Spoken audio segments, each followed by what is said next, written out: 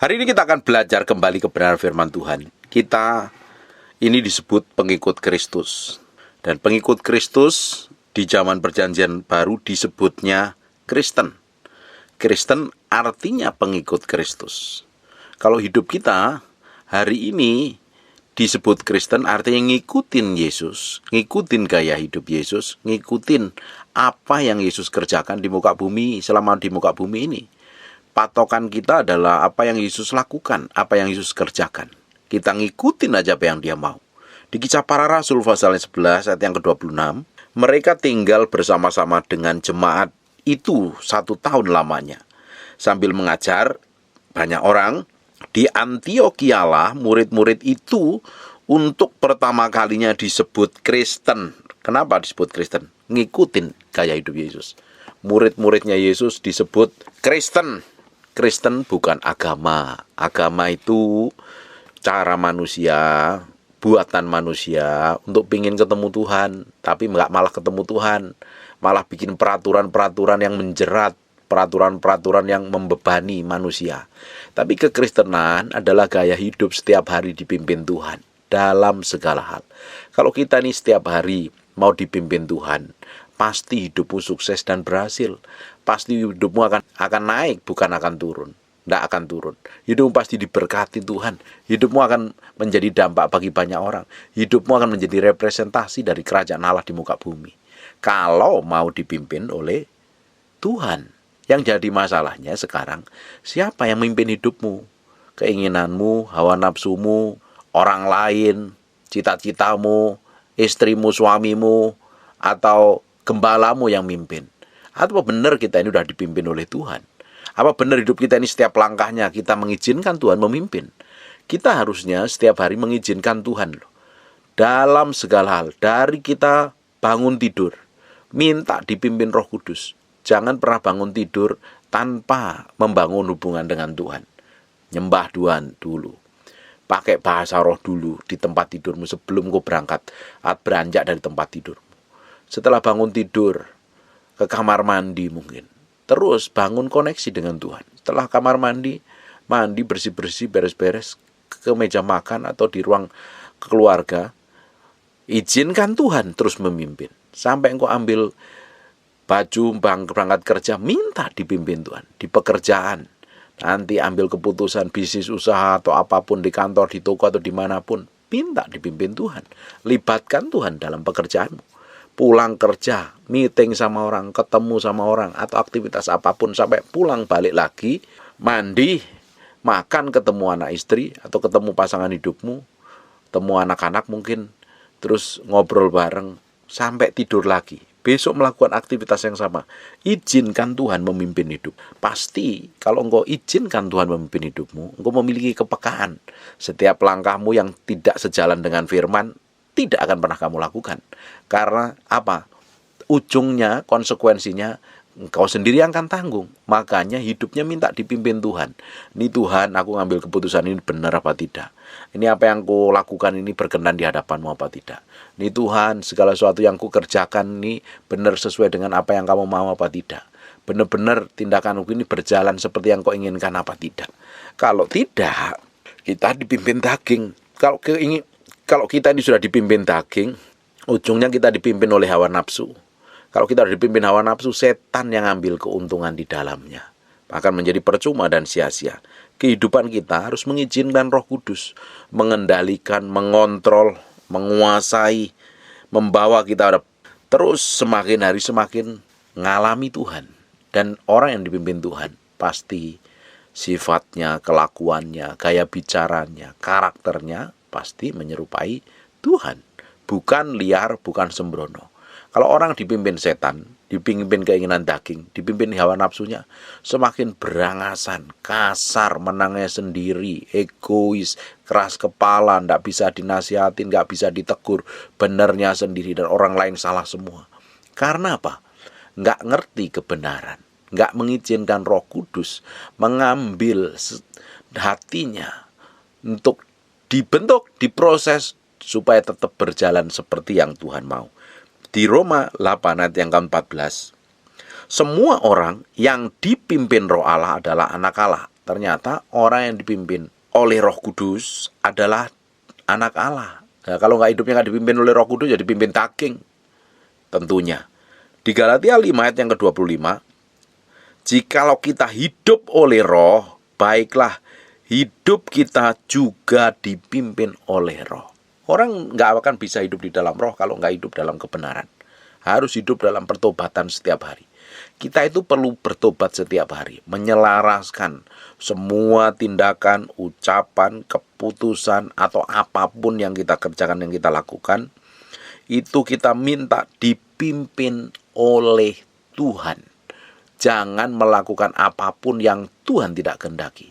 Nah, kita ini menjadi orang Kristen, artinya ngikutin Yesus, ngikutin gaya hidupnya Yesus, dan mengizinkan Tuhan yang memimpin kita kepada seluruh kebenaran. Nah, kalau orang yang sudah lahir baru, orang itu pasti hidupnya dipenuhi Roh Kudus. Izinkan Roh Kudus memenuhi hidupmu. Kalau orang yang dipenuhi Roh Kudus, otomatis orang itu akan mengizinkan Roh Kudus memimpin dan menguasainya. Tapi kalau orang itu dipimpin oleh daging dan hawa nafsu serta amarahnya serta emosinya, mana bisa dipimpin oleh Tuhan? Padahal di Yohanes 16 ayat yang ke-13 ngomong begini.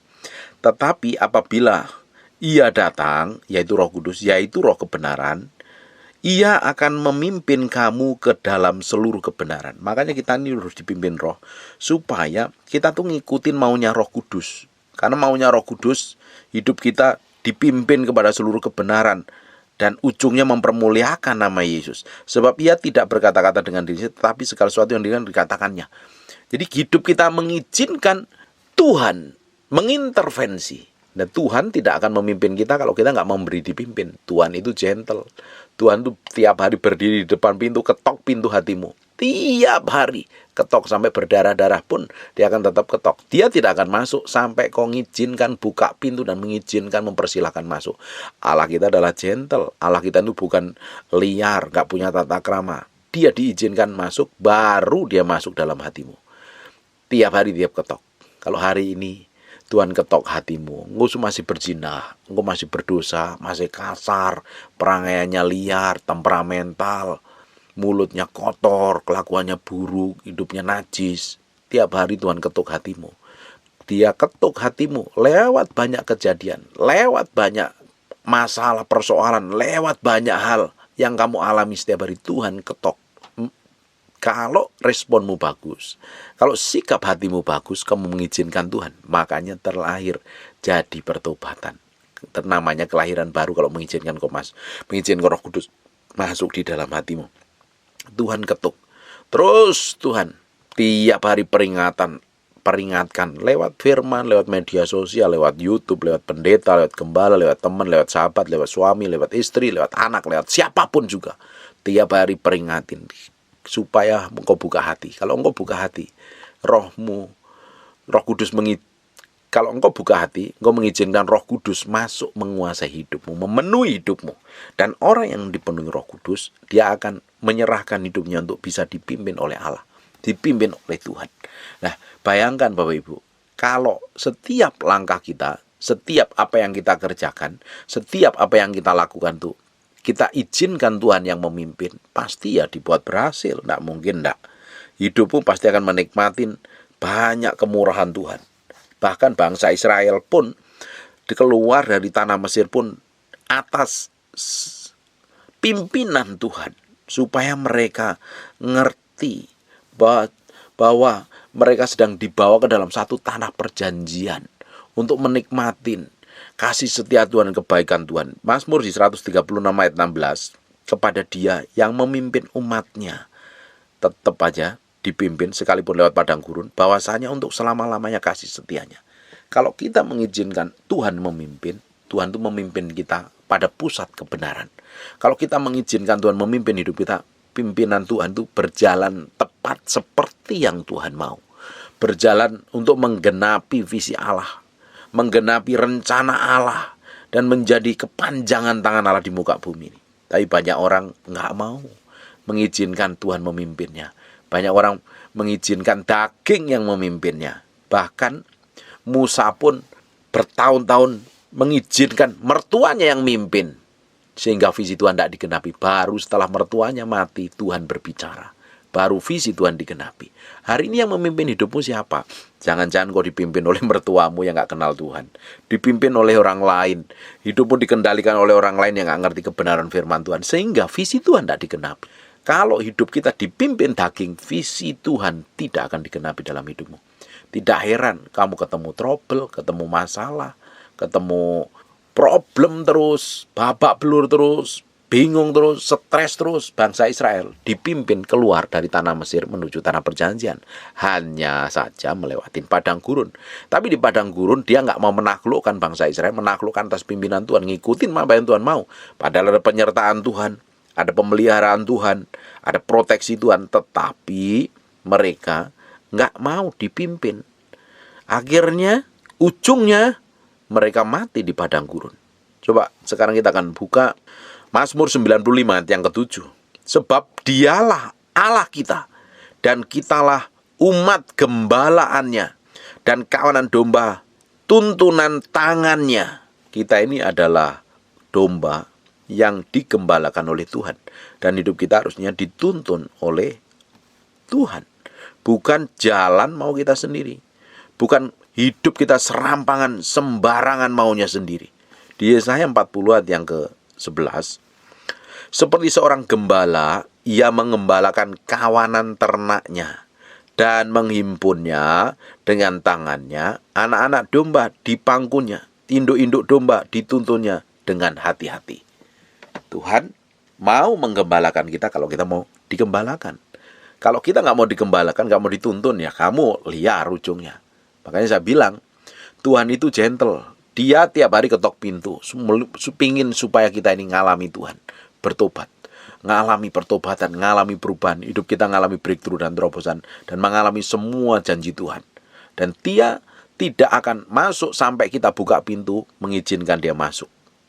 Kalau enggak, dia tetap ketok pintu, nunggu sampai kita buka pintu. Tetapi setan itu kurang ajar. Kita nggak bukain pintu, kita nggak izinkan, kita larang pun, dia paksa masuk untuk menguasai hidup kita. Itu bedanya Tuhan dan setan. Kalau Tuhan mau memenuhi hidup kita supaya kita dipimpin dalam kebenaran, menggenapi visi Tuhan di muka bumi, tetapi setan menguasai, merasukin seseorang, dikontrol, sama-sama dikontrol, dikendalikan. Kalau setan mengendalikan, ngontrol, begitu diseret untuk dihancurkan, dicuri, dibunuh, dan binasakan. Tapi ketika Roh Kudus memenuhi kita, dia memenuhi, membawa kita kepada seluruh kebenaran. Kita berjalan dalam iman kepada iman, berjalan dalam pertobatan setiap hari. Hidup kita selaras dengan firman untuk menggenapi rencana Tuhan di muka bumi ini. Nah, kita ini tidak akan dipaksa Tuhan. Keputusan hatimu. Engkau mau digembalakan, engkau mau dituntun Tuhan apa tidak? Keputusanmu setiap hari, engkau mau berjalan sesuai firman apa tidak? Atau engkau berjalan maumu sendiri, bertindak semaumu sendiri? Kalau engkau berjalan dengan semaumu sendiri, ujung hidupmu akan hancur. Berapa banyak orang Kristen yang jalan maunya sendiri? Keputusan yang diambil tanpa melibatkan Tuhan. Menikah tanpa melibatkan Tuhan. Hari ini banyak orang menikah tanpa melibatkan Tuhan. Hancur pernikahannya. Babak belur, bayar harga mahal sekali. Ambil keputusan, bisnis, usaha, atau apapun juga tanpa tanya Tuhan. Akhirnya ketemu problem dan masalah. Ya kamu sendiri yang tanggung. Tapi kalau kita ini ngikutin apa yang Tuhan mau, Tuhan suruh A, kita A. Yang tanggung jawab Tuhan. Tapi kalau Tuhan suruh A, kita lakukan B, ya kita yang tanggung jawab. Harusnya hidup kita itu ngikutin apa yang Tuhan mau.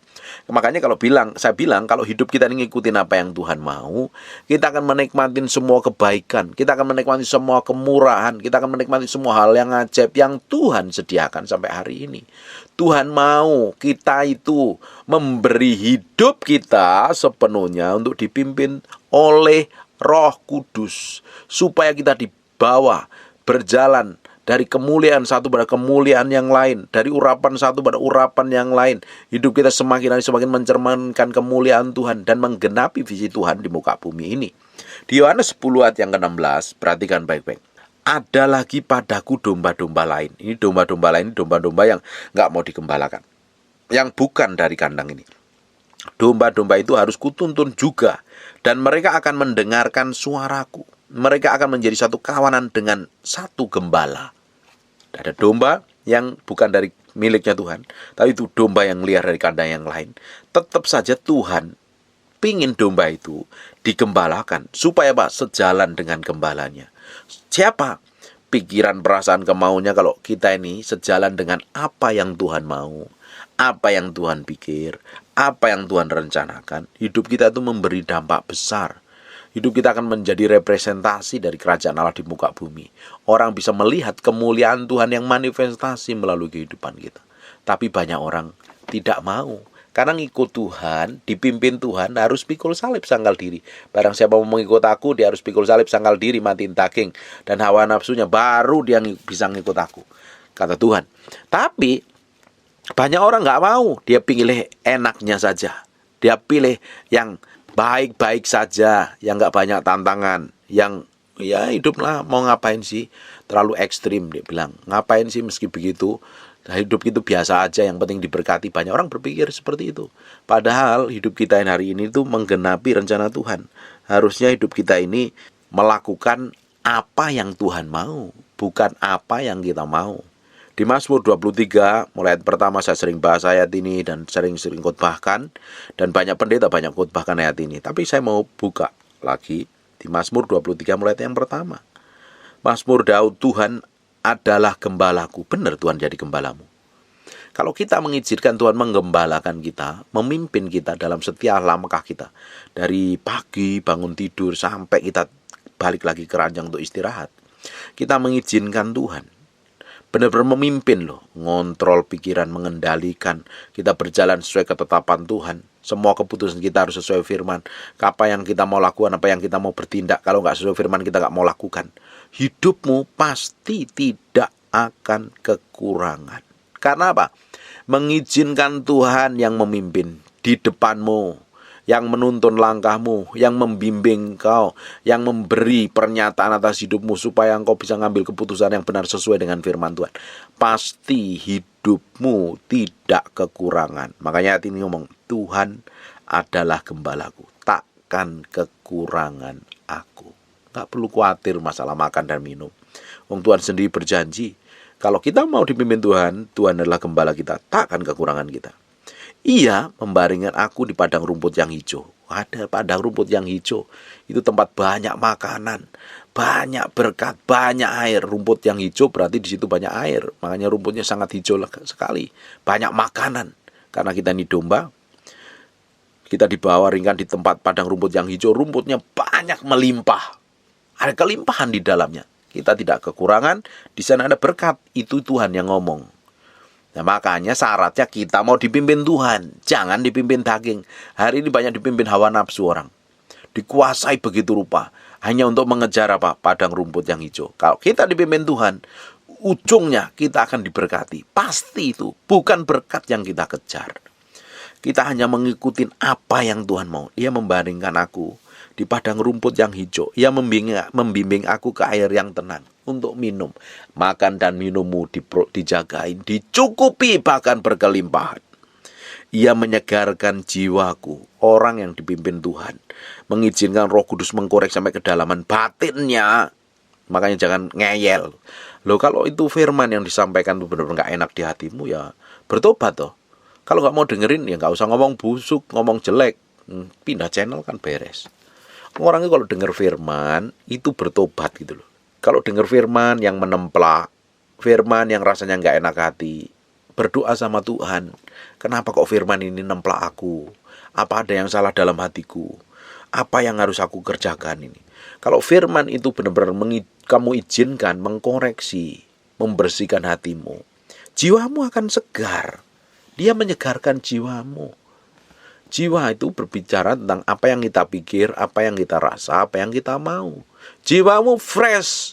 Kalau jiwamu sehat, kamu bisa melakukan dengan segala sesuatu dengan baik. Tidak menyakitin orang lain. Banyak orang Kristen ngaku anak Tuhan, dipimpin Tuhan, tapi jiwanya sakit. Kalau jiwamu sakit karena luka masa lalu, karena disakitin orang, karena trauma, karena bangkrut, karena miskin, karena dihina orang, atau diperlakukan buruk orang lain, akhirnya jiwamu sakit dan ujungnya akan menyakitin orang. Nah, kalau kita minta memberi diri, dipimpin oleh Tuhan yang sebagai gembala kita. Kita memberi diri untuk dipimpin Roh Kudus. Roh Kudus akan memberikan kebenaran. Kebenaran itu akan memerdekakan kita. Di Yohanes 8 ayat 32. Kebenaran yang kamu ketahui, kebenaran itu akan memerdekakan kamu. Nah, kalau kita ini merdeka, ya jiwa kita segar, fresh. Hidup kita menikmati semua kebajikan dan kemurahan Tuhan. Hidup kita akan bahagia sekali. Banyak orang jiwanya nggak bahagia. Banyak orang rajin ke gereja, pulang ke gereja mukanya cemberut lagi, stres. Banyak orang ikut ibadah, masih terbelenggu. Karena apa? Kamu dipimpin daging, nggak ngikutin pimpinan Tuhan. Kalau hidup kita ini dipimpin Roh Kudus, hidup kita itu merdeka. Free, merdeka. Hidup kita bukan hanya sekedar merdeka, diberkati Tuhan. Orang dipimpin Tuhan dibawa kepada rumput hijau kok nggak akan mengalami kekurangan. Kita akan menikmati semua kebaikan dan kebajikan Tuhan, kemurahan Tuhan, yang keajaiban Tuhan loh. Kita akan menikmati semua hal yang indah kalau kita mau dipimpin Tuhan. Bukan berarti semuanya akan berjalan baik. Ada nanti kita akan lihat. Ia menyegarkan jiwaku. Jiwamu pasti sembuh. Kalau kau dipimpin Tuhan, jiwamu mesti beres dulu. Pikiranmu sejalan dengan firman. Perasaanmu, kemauanmu, kehendakmu sejalan dengan firman. Kalau perasaanmu, jiwamu terluka, tersakitin, trauma, kepahitan, luka batin, semua keruwetan yang ada dalam hatimu, yang kamu ngambil keputusan salah, itu perlu bertobat. Minta Tuhan refresh kembali. Minta dipimpin firman, minta dipimpin Roh Kudus supaya hidupmu nggak ngawur dan nggak ngaco. Ia menyegarkan jiwaku dan menuntun aku di jalan yang benar oleh karena namanya. Pasti orang minta dipimpin oleh Roh Kudus, hidupnya pasti dibawa ke dalam kebenaran. Dia akan dituntun ke jalan yang benar, dan kita akan mempermuliakan nama Tuhan. Pasti hidup kita akan mencerminkan semua kebaikan dan kemurahan Tuhan. Hidup kita akan mencerminkan karakter dan kelakuan Tuhan. Hidup kita menjadi representasi dari kerajaan Allah di muka bumi. Sekalipun aku berjalan dalam lembah kekelaman, aku tidak takut bahaya sekalipun. Tuhan bawa kita kadang tidak hanya ke rumput hijau, kadang ke lembah kekelaman. Ada proses perendahan. Kita kadang harus direndahkan. Lembah yang paling dalam kadang. Gelap lagi. Supaya itu belajar rendah hati. Belajar dipimpin Roh Kudus. Belajar hidup kita menaruh hati kita sepenuhnya di hadapan Tuhan. Tidak nyombongkan diri. Punya sedikit, bangga diri, sombong. Dipakai Tuhan sedikit, lupa daratan, lupa lautan. Punya mobil bagus dipameri. Punya kekayaan, punya jabatan dipameri. Buat apa? Kadang daging kita ini yang perlu direndahkan. Sampai ke lembah kekelaman. Supaya kita tuh belajar. Sungguh-sungguh memiliki hati yang bertobat. Hati yang berubah. Hati yang semakin murni seperti yang Tuhan mau. Proses perjalanan ke lembah kekelaman adalah proses kematian daging. Tetap kadang rasanya kok dibiarkan Tuhan. Tuhan tidak biarkan, Tuhan tetap tuntun.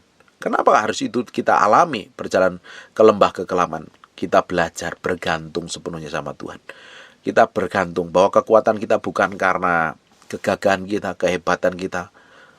Bukan karena apa yang kita miliki, apa yang kita capai, tetapi kekuatan kita karena Tuhan yang menjadi penuntun kita, yang membimbing kita. Tuhan akan membawa kita ke dalam lembah kekelaman untuk memeremukkan kita semua kejahatan yang di dalam hati kita. Hari ini engkau sedang mengalami apa? Lembah kekelamanmu apa? Tetap kok Tuhan pimpin, tetap kok Tuhan tuntun, Tuhan tetap kok berikan kekuatan. Banyak orang chat sama saya, Pak, aku udah gak tahan, Pak, pingin mati. Nyatanya itu chat dari sebulan yang lalu, seminggu yang lalu, tetap aja kalau chat tetap seperti itu.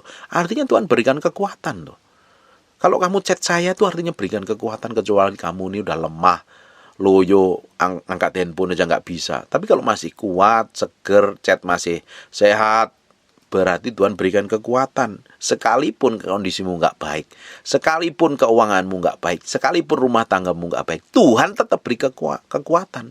Supaya kita bisa tetap memilih hidup benar, hidup bergaul dengan Tuhan. Supaya hidup kita semakin menikmati semua kebaikan dan kasih setia Tuhan. Ia menyegarkan aku, menuntun aku di jalan yang benar oleh karena namanya. Sekalipun aku berjalan dalam lembah kekelaman, aku tidak takut bahaya. Nggak perlu khawatir, nggak perlu stres. Orang kita tahu kok Tuhan yang memimpin, Tuhan yang mengurapi, Tuhan yang memproteksi, Tuhan yang menjagai. Ngapain kita mesti takut? Ngapain kita mesti bingung? Tuhan yang memimpin, Tuhan yang beserta kita. Gadamu dan tongkatmu itulah yang menghibur aku. Gada itu berbicara tentang kekuatan, tongkat itu berbicara tentang pimpinan Tuhan, berbicara tentang tuntunan Tuhan secara ilahi yang menghibur kita. Kekuatan dan tuntunan Tuhan akan membawa kita ke dalam sesuatu yang ajaib yang Tuhan sediakan. Kalau kita bisa lewat ini, kita bisa melewati lembah kekelaman, lembah yang paling dalam setiap orang itu masing-masing berbeda.